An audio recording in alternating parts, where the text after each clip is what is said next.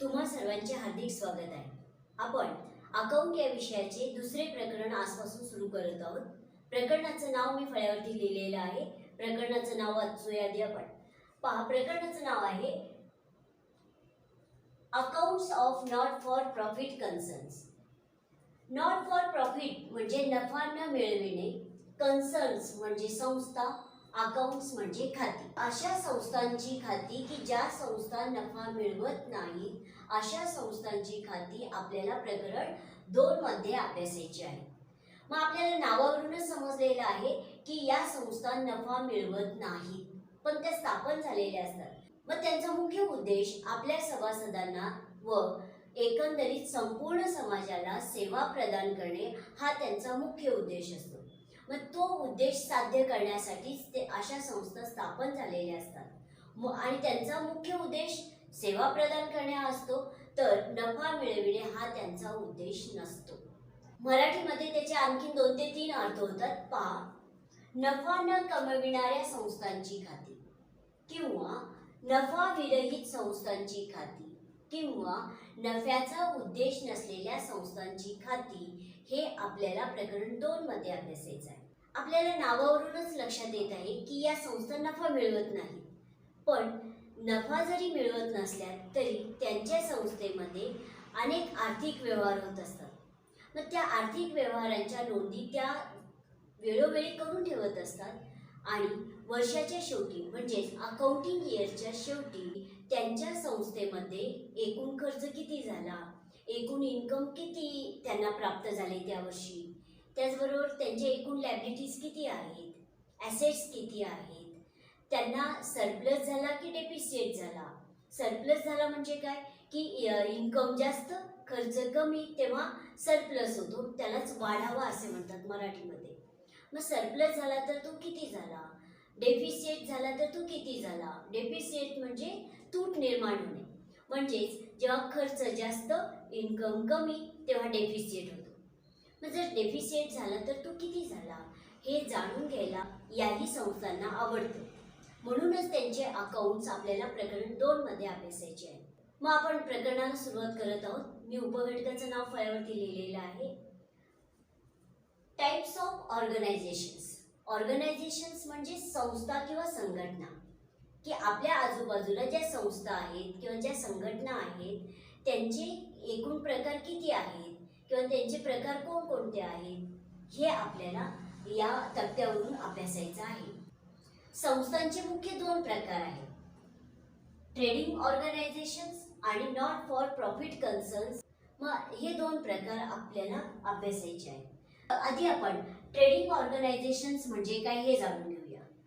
की अशा संस्था की नफा मिळविण्याच्या उद्देशाने स्थापन झालेल्या असतात, अशा संस्थांना ट्रेडिंग ऑर्गनायझेशन्स असे म्हणतात, म्हणजेच व्यापारी संघटना. की या संस्थांचा मुख्य उद्देश नफा मिळविणे हा असतो, आणि या संस्था आपल्या व्यवसाय संस्थेमध्ये भांडवल गुंतवतात, वस्तूंचे उत्पादन घेतात, वस्तूचे वितरण करतात आणि नफा मिळवितात. या उद्देशानेच या स्थापन झालेल्या असतात. त्यांची काही उदाहरणे मी फळ्यावरती लिहिलेली आहेत.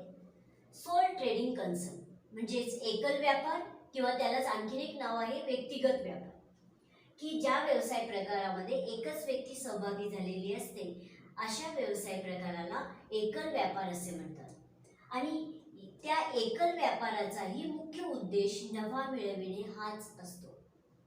त्यानंतर दुसरं उदाहरण मी फळ्यावरती लिहिलेलं आहे, ते म्हणजे पार्टनरशिप. पार्टनरशिप म्हणजे भागीदारी. आपण प्रकरण 1 मध्ये पार्टनरशिप फर्मचा सविस्तर अभ्यास केलेला आहे. त्यांचं फायनल अकाउंट आपण अभ्यासलेलं आहे, आणि फायनल अकाउंट तयार करण्याचा मुख्य उद्देश त्यांचा हाच आहे की वर्षाच्या शेवटी त्यांना प्रॉफिट किंवा लॉस किती झाला हे जाणून घेण्यासाठी त्या सुद्धा फायनल अकाउंट तयार करतात. म्हणजे पार्टनरशिप फर्मचाही उद्देश नफा मिळविणे हा असतो. पब्लिक लिमिटेड कंपनी म्हणजेच आपल्या आजूबाजूला ज्या कंपनी दिसतात त्या सुद्धा नफा मिळविण्याच्या उद्देशाने स्थापन झालेल्या असतात. मग आपण ट्रेडिंग ऑर्गनायझेशन्स म्हणजे काय हे अभ्यासलं आणि त्यांची काही उदाहरणे अभ्यासली. आता संस्थांचा म्हणजे ऑर्गनायझेशनचा दुसरा प्रकार आपण अभ्यासूया, तो म्हणजे नॉट फॉर प्रॉफिट कन्सर्न्स. मग आता नॉट फॉर प्रॉफिट कन्सर्न्स म्हणजे कोणत्या संस्था? की ज्या संस्था नफा मिळविण्याच्या उद्देशाने स्थापन झालेल्या नसतात, अशा संस्थांना नॉट फॉर प्रॉफिट कन्सर्न्स असे म्हणतात. या संस्थांचा मुख्य उद्देश समाजाला किंवा आपल्या सभासदांना सेवा प्रदान करणे हा असतो, तर नफा मिळविणे हा त्यांचा उद्देश नसतो. म्हणून तर त्यांचं नावच नॉट फॉर प्रॉफिट कन्सर्न्स असं आहे. मग या संस्थांची काही उदाहरणे आपल्याला फळ्यावरती दिसत आहेत. उदाहरणार्थ sports club, charitable hospital. Charitable म्हणजे काही धर्मादाय इस्पितळे. स्कूल्स, त्यानंतर कॉलेजेस, म्हणजे आपलं कॉलेजसुद्धा नॉट फॉर प्रॉफिट कन्सर्नचंच उदाहरण आहे. Universities, chamber of commerce, professional institutions, trust म्हणजे काही विश्वस्त संस्था, रिलिजियस कन्सर्न्स म्हणजे काही धर्मादाय संस्था सुद्धा नॉट फॉर प्रॉफिट कन्सर्नचंच उदाहरण आहेत. लायब्ररीज इत्यादी. म्हणजे आपल्याला नॉट फॉर प्रॉफिट कन्सर्नची उदाहरणे समजलेली आहेत की नॉट फॉर प्रॉफिट कन्सर्न या संस्था नेमक्या कोणकोणत्या आहेत हे समजलं आपल्याला. आता आपण पुढील उपघटक अभ्यासणार आहोत, तो म्हणजे features of not for profit concern. की नॉट फॉर प्रॉफिट कन्सर्नची वैशिष्ट्ये नेमकी काय आहे आणि त्या वैशिष्ट्यांवरून आपल्याला आणखीन सविस्तर नॉट फॉर प्रॉफिट कन्सर्न्स या संस्थांबद्दल माहिती जाणून घेता येईल. मग मी उपघटकाचं नाव फळ्यावरती लिहित आहे, features of not for profit concerns. मग मी फळ्यावर उपघटकाचं नाव लिहिलेलं आहे, features of not for profit concerns. की नॉट फॉर प्रॉफिट कन्सर्न्स या संस्थांची काही वैशिष्ट्ये आपण जाणून घेत आहोत. मग पहिलं वैशिष्ट्य आहे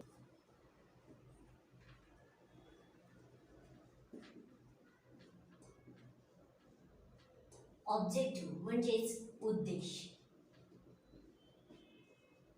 की नॉट फॉर प्रॉफिट कन्सर्न्स या संस्थांचा मुख्य उद्देश नेमका काय आहे हे आपल्याला या वैशिष्ट्यामध्ये जाणून घ्यायचं आहे. तर आपल्याला नावावरूनच समजलेलं आहे की या संस्था नफा मिळवत नाहीत, तर नफा मिळविणे हा त्यांचा उद्देश नसून आपल्या सभासदांना किंवा एकंदरीत संपूर्ण समाजाला सेवा प्रदान करण्यासाठी या संस्था स्थापन झालेल्या असतात. त्यांचा मुख्य उद्देश शिक्षण, आरोग्य, खेळ, संस्कृती, धर्म या गोष्टींना चालना देण्यासाठी, त्यांचा विकास करण्यासाठी किंवा अशा गोष्टींना प्रोत्साहन देण्यासाठी किंवा त्यांच्या संवर्धनासाठी या संस्था स्थापन झालेल्या असतात. म्हणजे त्यांचा मुख्य उद्देश समाजाला सेवा प्रदान करणे हा असतो. आता दुसरं वैशिष्ट्य आपण अभ्यासूया. दुसरं वैशिष्ट्य आहे डिव्हिडंड. डिव्हिडंडचा अर्थ होतो लाभांश. की नॉट फॉर प्रॉफिट कन्सर्न्स या संस्था नफा मिळविण्याच्या उद्देशाने स्थापन झालेल्या नसतात आणि त्या नफा मिळवत नसतात आणि आपल्या सभासदांना त्या डिव्हिडंड म्हणजे लाभांश देत नाहीत. हे एक अतिशय महत्त्वाचं वैशिष्ट्य या संस्थेचं आहे. आता तिसरं वैशिष्ट्य आहे मेंबरशिप.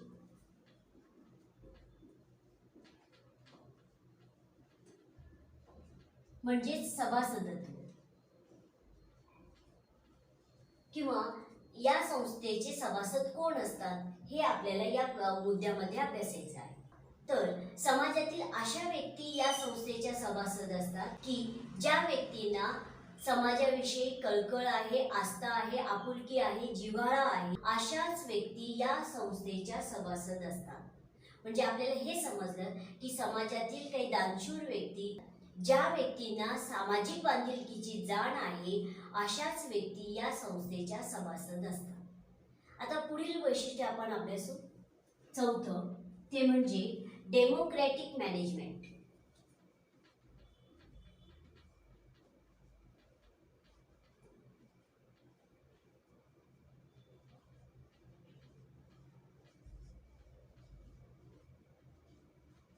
डेमोक्रॅटिकचा अर्थ होतो लोकशाही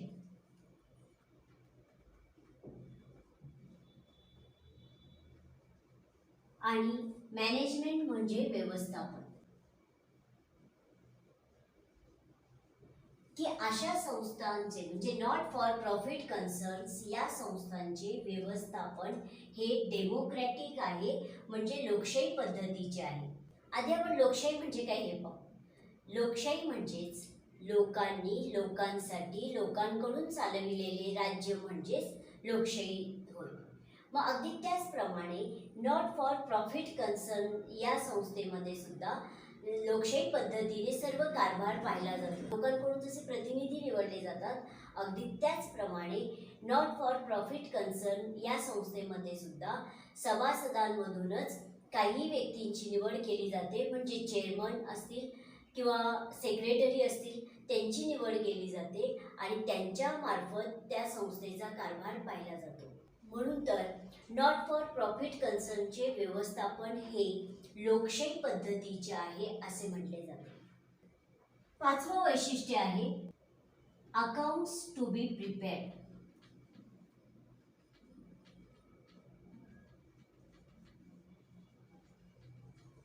की नॉट फॉर प्रॉफिट कन्सर्न्स या संस्था कोणते अकाउंट्स प्रिपेअर करतात, तयार करतात.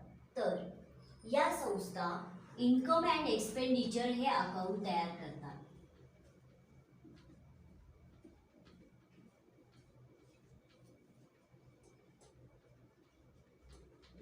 आणि इन्कम अँड एक्सपेंडिचर अकाउंट तयार करण्याचा मुख्य उद्देश हाच असतो की आपल्या संस्थेमध्ये पर्टिक्युलर इयरमध्ये म्हणजेच त्या अकाउंटिंग इयरमध्ये एकूण खर्च झाला तर तो किती झाला, त्यानंतर आपल्याला जे इन्कम प्राप्त झालं तर ते एकूण किती प्राप्त झालं हे जाणून घेण्यासाठी त्या इन्कम अँड एक्सपेंडिचर अकाउंट तयार करतात. आणि इन्कम अँड एक्सपेंडिचर अकाउंट तयार करण्याचा आणखीन एक मुख्य उद्देश तो म्हणजे की सरप्लस झाला तर तो किती झाला किंवा डेफिसिट झाला तर तो किती झाला हे जाणून घेण्यासाठी इन्कम अँड एक्सपेंडिचर अकाउंट तयार करतात. पुढचं वैशिष्ट्य आहे नॉट फॉर प्रॉफिट कन्सर्न या संस्थेचं 6वं कॅपिटल फंड.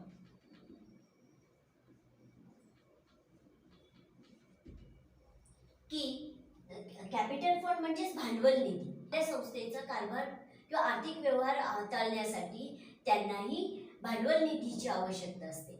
मग हा जो भांडवल निधी आहे तो निधी त्या कशा प्रकारे उभा करतात हे आपण जाणून घेऊया. जर त्यांच्या त्या पर्टिक्युलर इयरमध्ये सरप्लस झाला, सरप्लसचा अर्थ होतो वाढावा, किंवा त्यांना एंट्रन्स फीज मिळाला असेल म्हणजे प्रवेश शुल्क, आणि एंट्रन्स फीज जर त्यांना स्पेसिफिक कॅपिटल फंडसाठी मिळाला असेल तर कॅपिटल फंड म्हणून उभा करतात. किंवा लाईफ मेंबरशिप फीज,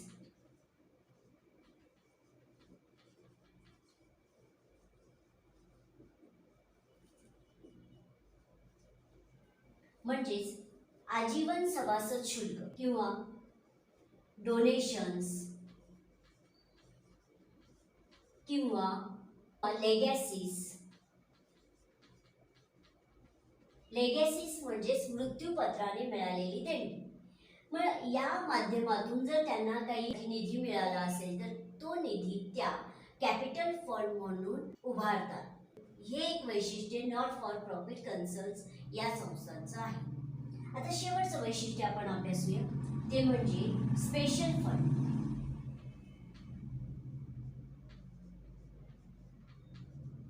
म्हणजे ज्या कारणासाठी तो निधी मिळालेला असतो अशा संस्थांना त्या कारणासाठीच तो निधी वापरला जातो. उदाहरणार्थ बिल्डिंगसाठी काही फंड मिळाला असेल तर तो बिल्डिंग फंड या नावाने बिल्डिंगसाठीच वापरला जातो आणि त्याला म्हणायचं स्पेशल फंड. त्याचबरोबर प्राइस फंड मिळाला असेल तर तो फंड प्राइससाठीच वापरला जातो. काही टुर्नामेंट फंड मिळाला असेल तर तो फंड टुर्नामेंटसाठीच वापरला जातो, त्याला म्हणायचं स्पेशल फंड. तर अशा पद्धतीने सर्व वैशिष्ट्ये आपण जाणून घेतलेली आहेत. पुढील उपघटक आपण अभ्यासणार आहोत तो म्हणजे ट्रेडिंग कन्सर्न्स आणि नॉट फॉर प्रॉफिट कन्सर्न्स या संस्थांमधील फरक आपण अभ्यासणार आहोत.